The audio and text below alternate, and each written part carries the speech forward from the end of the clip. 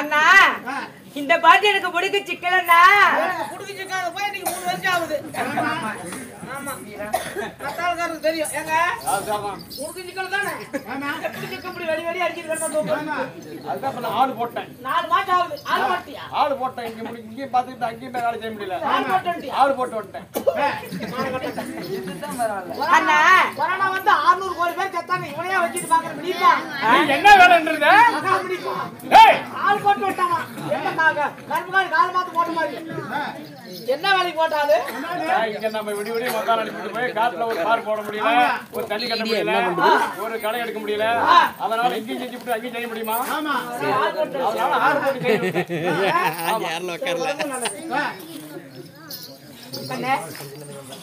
அர்ஜுன ஒரு பேர் வந்து அப்படி சேர்ல உட்கார சொல்லு. அர்ஜுன வந்து 32 வருஷம் ஆகுது.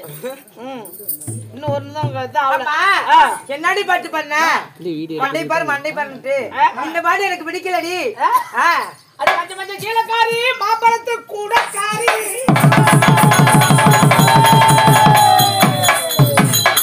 மஞ்சள் மஞ்சள் கீழக்காரி மாம்பழத்து கூடக்காரி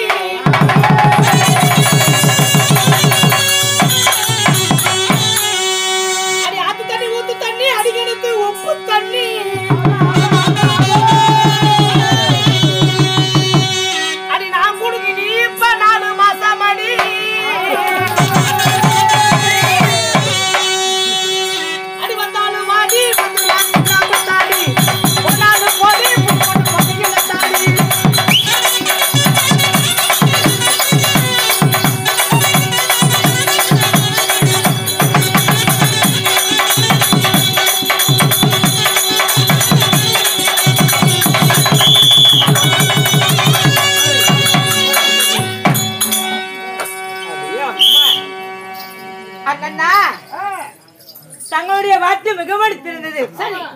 அம்மா பெருமையே தான் மிகுந்த இந்த அருமை மாதர்கள்லாம் சூழ என்னுடைய பெயரோ வான்மதி பெருந்துருவாள் என்று தெரிவிக்கலாம். வான்மதி என்று சொல்லக்கூடிய பெருந்துருவாள் உங்கள் பேர் உண்மைதான். அப்படி வான்மதி பெருந்துருவாளா இருந்தாலும் இந்த பான்மதி பெருந்துருவாளை உங்களை பான்மதி என்று சொன்னேன் அல்லவா? ஆமாங்க. பான்மதி என்ற பெயர் எப்படி வந்தது தெரியுமா? அடியே பான் என்றால் சூரியனை போல முகமோ, சந்திரன் என்றால் மதி அல்லவா? அந்த மதி என்ற சந்திரன் போல அழக வடித்த முகம் வடித்தவரியா எனக்கு பான்மதி என்ற பெயர். சரி, அது மட்டுமல்ல பெருந்துருவாள் என்று உழைத்தேன் அல்லவா? என்ன பொருள் தெரியுமா? பெருந்துருவாள் என்று சொன்னார் பெயரம் தருவாள் பெருந்துருவாள் என்று அர்த்தம். ஓ, பெயரம் தருவாள் பெருந்துருவாள் உண்மைதான் இல்ல? அஸ்தாபுரத்திலே 100 ராஜா முடித்த மன்னர்கள் இருந்தாலும் இந்த அரண்மனைக்கு முதல்ல வந்த மர்மம் நீதான். அதனால டெல்லி அஸ்தாபுரத்துக்கு பெருமை சேர்த்து தருவோம்னு சொல்லி உனக்கு பெருந்துருவாள், பெருந்துருவாள். அம்மா சரி, அப்படி நான் பான்மதி பெருந்துருவாள் என்று பெண்ணாக உதித்தாலும் நான் எப்படி விழுந்தேன் தெரியுமா? சொல்லவா? எடாச்சுனா முக்காட்ட ஏப்படி வக்கப்பட்டு முக்காடு போட்டு தகுதிமா துடிச்சிடாரு. ஏன்னா மகாமணி முன்னியத்தில் ஏதோ ஒன்று சிக்கி போறோம் 2 வயசுல கம்முனு பேசாது. அப்படியே ஏதாச்சும் ஜெனரல் மெசேஜ் ஏதாச்சும் அனுப்பி வந்தா கூட ஏதோ ஒன்று மாட்டோம். கம்பெனி தான் அங்கே போய் மாட்டோம். ஒரே ஒரு நம்பர் தான் மாறி வந்துச்சு. உடலுக்காரனுக்கு இப்போ 3 குத்தியா வேச்சேரி பத்திரகாளி கோயில் ஒரு நம்பர் மாத்தி போட்டாங்க. அப்புறம் இவர் பேசிட்டு இருக்கிறாரு. அப்படியே தினமும் பேச்ச 2 பேருக்கு ஒர்க் அவுட் ஆயிடுச்சு. கடைச்சா அந்த பொம்பளை சரி வா ஒரு நாளைக்கு நேரில் பார்க்கலாம்னு சொல்லி இருக்குது. சரி வேச்சேரி பத்திரகாளி கோயில் கொள்ளக்கார பைக் எடுத்துட்டு போவேன். கடைச்சா போய் பார்த்தா அந்த செவத்தார உட்காந்துட்டு போல.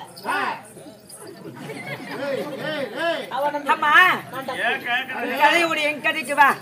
அம்மா நான் எப்படி வந்தது தெரியுமா? பர்க்கரசி என்று சொல்லக்கூடிய மகாமுனிவர் செய்த யாகத்து வழியா பெண் குழந்தையோ விழுந்ததோ 2 பேர். யாரா தெரியுமா? இந்த பான்மதி விழுந்தவா என்று சொல்லக்கூடிய நானும் என்னுடைய தங்கையாக விளங்கக்கூடிய அழகு சுபத்திரை. சரி, 2 பெண்கள் அந்த பர்க்கரசி யாகத்தில் விழுந்தோம். சுபத்திரன் என்று சொல்லி 2 குழந்தை. உண்மைதான். மகாபலிவர் செய்யக்கூடிய யாகத்துல எங்களாட்ட ஒரு தாய் தந்தை ஒன்று சேர்ந்து திருமணம் முடிஞ்சு தாய் தந்தைக்கு பிறக்கவில்லை. உண்மைதான். சரி அம்மா பர்க்கரசி முனிவர் செய்த யாகத்தில் விழுந்தோம் அல்லவா? முனிவரால் எங்களை வளர்த்தி வாரவ செய்ய முடியாது என்று சொல்லி எங்களை யாரையும் ஒப்படைத்தா தெரியுமா? இந்த பான்மதி விழுந்தவள் என்ற பெண்ணை பலராமன் ரேவதி என்பவனுமா என்னுடைய தங்கையை விளங்கக்கூடிய அழகு சுபத்திரையை வசுதேவன் தேவகி ரோகிணி என்பவனுமா வளர்ப்பு பிள்ளையாக ஒப்படைத்தார். சரி அம்மா, அந்த பலராமன் ரேவதி என்னை வளர்த்தி வரவு செய்து 16 நிறுத்தக்க பருவமங்கை அணுவுடன் காலாகாலத்தில் எனக்கு திருமணம் ஆனதுடி. உண்மைதான். அம்மாடி திருமணம் கொடுத்த உன் கணவர் யாரம்மா சொல்லவா? நான் மாலையிட்ட கிழவன் யாத்திரமா யாரம்மா? டெல்லி அஸ்தமனத்தை ஆண்டு வரக்கூடிய 56 நாட்டுக்கு பேரரசராக விளங்கக்கூடிய அவர் எப்பேர் பட்டு தெரியுமா? அடியே கொடியோ அரவ கொடி. நான் ஆட்டை விட்டு பேச்சு விட்டு போறா. என்னடி அவர கொடி? நீ நினைக்கிற அவர கொடியில அரவம் பாம்பு போல அரவ கொண்ட அரவ கொடியா? உண்மைதான். சரி, கொடியோ அரவ கொடி. அரவ கொடி உண்டியோ யாருக்கும் வணங்காத முடி. யாருக்கும் வணங்காத முடியா? எப்பயுமே என்னுடைய கணவர் வேலை சொன்னா சரி என்று ஒப்புக்கொள்ள யாருக்கும் முடி வணங்கி ஏன்னு சொல்ல மாட்டாரு. யாருக்கும் முடி வணங்காத அரசர் எங்கேயுமே வணங்க மாட்டாரா? உண்மைதான். எப்பயுமே. அம்மா அது மட்டுமல்ல, வெங்கல சரிதரம் வடித்த வெங்கல சரிதரம் என்னுடைய கணவருடைய வயிறோ துரியோதன மன்னன் என்று தெரிவிக்கிறார். துரியோதன மன்னன் உன் கணவர்? உண்மைதான். அம்மா இந்த டெல்லி அஸ்னாபுரத்தில் துரியோதன மன்னனை மாறிட்டு இருந்தாலும் இருவரும் சேர்ந்து பஞ்சனில சுகசேமத்தோடு இருக்க தருவையில் எங்களுக்கோ 2 குழந்தைகள். 2 குழந்தைக்கு அம்மாளா? உண்மைதான். அவர் எப்பேற்பட்ட தெரியுமா? எங்களுக்கு பின்னால் மண்டல மைதன் என்று சொல்லக்கூடிய என்னுடைய மகனுடைய வயிறோ இலக்கணகுமாரன் என்று தெரிவிக்கிறார். ஆமா, அப்பேற்பட்ட பேர் வச்சுங்க உங்க பையனுக்கு. என்னடி பேரு? இலக்கணகுமாரன். டேய், எல்லாருடைய மகனை போல என்னுடைய மகனை நினைத்து விடாது. 1 அல்ல 2 அல்ல 8 தேரையும் ஒன்றாக சேர்த்து ரத செலுத்தக்கூடிய என்னுடைய மகளாக இலக்கணகுமாரன். மகனாகப்பட்டவன் இலக்கணகுமாரன். இலக்கணகுமாரன் என்னுடைய மகளுடைய பெயரோ லட்சுமணா தேவி என்று தெரிவிக்கிறார். உங்களுக்கு பிறந்தது ஒன்று கட்டவனுக்கு பிறந்தது. அம்மா இவையெல்லாம் எங்களுடைய வாழ்க்கை நடந்த முடிந்த கதை. சரியம்மா. இருப்பினா என்ன தேடி வந்திருக்க என்னடி காரணம்? அருமையான செய்தி. உன் மன்னவர் கட்டிய தாலி மாறு மட்டும் தொங்குது. ஆமாடி, சொல்லு பார்க்கலாம். அடியே என்னுடைய மன்னவர் கட்டிய தாலி அப்படி எனக்கு மாறவிட்டு தொங்க, கணவர் கட்டிய தாலி எனக்கு கழுத்து வரையும் தெரிய. அப்படி சொல்லக்கூடாது. மன்னவர் கட்டி தாலி மாறு மட்டும் தொங்குது. உன் புண்ணியவான் கட்டி தாலி இந்த பூமி வச்சே தெரியட்டும் என்று சொல்லி மாலைத்தார் அல்லவா? என்னோட கணவரை சந்திப்போமா? சுவாமி ராணவதி.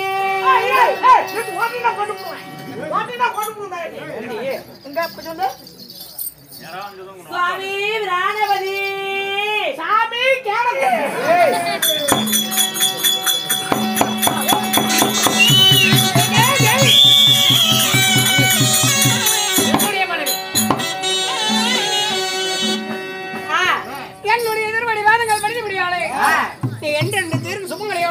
இருப்பாய். அப்படியா? இருந்தாலும் மன்னா, வாழ்ந்திருப்பேன் என்று சொன்னான். இந்த வையகத்தில் கோடான கோடி காலம் வாழ்ந்திருப்பேன். இருப்பினும் தங்களிடம் ஒரு வாய் வார்த்தை சொல்லலாமா? பெண்ணே, ஆ, ஒரு வார்த்தை என்ன? 1000 வார்த்தை கேட்கலாம். அப்படியா? ஆகட்டும். ஆகட்டும்.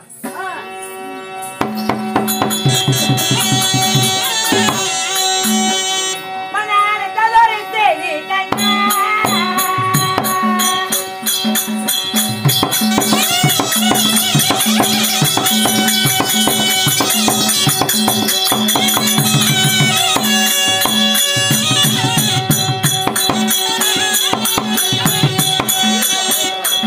தனியா குழந்தை சொல்ல வேண்டாம்.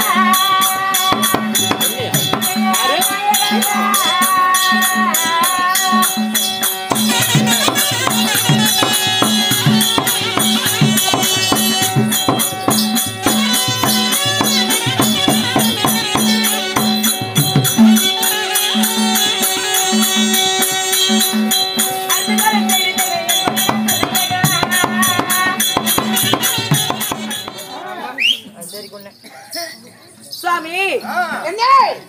அரமனையில தன் மனையை ஒட்ட வான்மதி விருந்திருவாளை ஆகிய தலைவர்கிட்ட அழைச்சுங்க இல்லையா? அழைத்த செய்தி நீங்க அன்புடனே சொல்ல வேண்டும். என்ன வரவழைத்த செய்தி தானே, நீங்க வார்த்தை கொண்டு சொல்லு சாமி.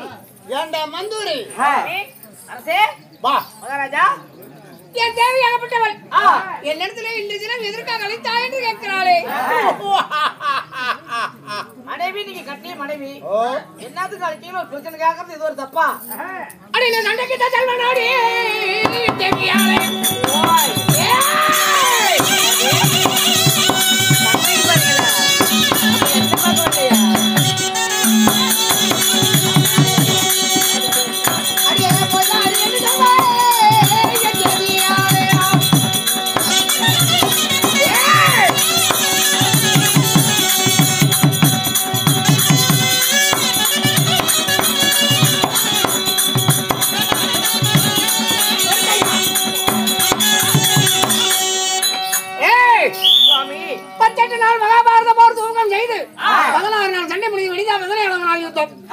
சண்டைக்கு போய் வருகிறேன், போய் வர மண்ணா என்று சொல். அப்படியா? மன்னா, சண்டைக்கு போறேன் என்று சொல்றீங்க அல்லவா? இதோ ஒன்றல்ல இரண்டல்ல தங்களுடன் உடன்படுந்தார் அல்லவா? 99 தம்பிமார்கள் அனைவருமே மாண்டு மடிந்து விட்டார்.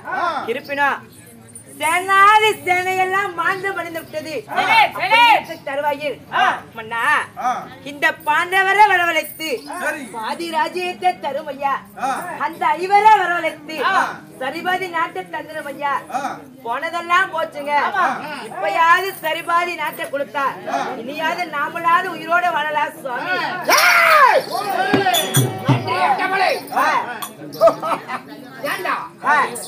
மாமா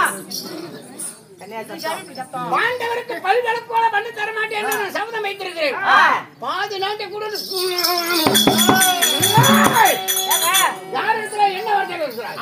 அம்மா ஒண்ணு தப்பா அம்மா ஒண்ணு தப்பா சொல்ல கிடையாது. இதுல இருந்து நாடு நாடு கொடுக்க மாட்டேன் பண்ணி தர மாட்டேன்னு சொல்லி ஒவ்வொரு வஞ்சக்கும் செஞ்சு இன்னைக்கு சேனை அண்ணன் தம்பி எல்லாம் மாட்டு மடிச்சு இருக்குது. இப்ப நீங்க 4 பேர் இருக்கிறீங்க. நாமளாச்சும் உயிரோட இருக்கலாம்னு சொல்லி சொல்லுங்க. மண்டபம் இடிந்த மண்டபம் விழுந்த மண்ணோட மண்ணா சாய்ந்தாலும் நான் என் வார்த்தை நானே கேட்க மாட்டேன். ஏண்டி பாண்டவருக்கு பாதி நாடு குடுன்னு சொல்கிறாய்? முன்வைத்த கால் பின் வைக்க மாட்டேன். ஏண்டி ஆனால கட்டவர்கள் அன்றுமில்லை இன்றுமில்லை, பெண்ணால கட்டவர்கள் பூமியிலே கோடான கோடி. உன் வார்த்தை நான் கேட்பதா? அப்படியா? மன்னா, தங்களை மாறிட்டு நான் முதலா தங்களுடைய வார்த்தைக்கு மறுப்புதான் தெரிவிப்பில்லை. அதனால நான் 1000 வரை எடுத்து வைத்தாலும் என்னுடைய வார்த்தை நீங்க கேட்பதில்லை. சண்டைக்கு போறோம், நானே போறேன். இன்னும் யார் சுவாமி போறோம்? ஒருவேளை சண்டைக்கு போறோம்னு ஒண்ணு நீங்க தான் போறீங்கன்னு அம்மா நினைச்சுக்கிச்சு. யார் போறது? எதற்காக சொல்லுங்க தெரியுமா? 1000 தான் இருந்தாலும் ஆமா சாமி, ஒரு பெண்ணாக விருந்துவ. ஆமா, பொட்டு பூவுக்கு தாண்டி ஆசைப்படுவ. உண்மைங்க. அதனால தம்பிமார்கள் அனைவருமே மாண்டு மடிந்து விட்டா. ஆமா. இவரும் சண்டைக்கு போய் ஆமா. மாண்டு மடிந்து விட்டா. ஏண்டா எப்படா இந்த பூவுலகில் வாழ்றது? உண்மையம்மா. ஐயோ நான் வெள்ளச்சிய கட்டி வீதியில போனா ஆமா. என்ன பார்த்தவங்க என்ன நினைப்பாங்க தெரியுமா? ஒதுங்கி போயிடுவாங்க. ஒரே ஒரு வார்த்தை நீ சொன்னாலும் உன் வார்த்தை நான் கேட்பதில்லை. நான் சண்டைக்கு போகவில்லை. சரி. அங்குதேசத்தை ஆண்டு வருகிறாரு அண்ணனாகப்பட்ட கருணாபாதி அண்ணவருக்கு இன்று தினம் சேனாதிபட்டம் கொடுத்து அண்ணவரை நான் சண்டைக்கு குருச்சேத்திர பீடபூமி சண்டைக்கு அனுப்பி வைக்கிறேன். அப்படியா? ஏண்டி நான் என்ன அவ்வளவு என்ன பைத்திக்கிறேன்? அப்படியா சுவாமி?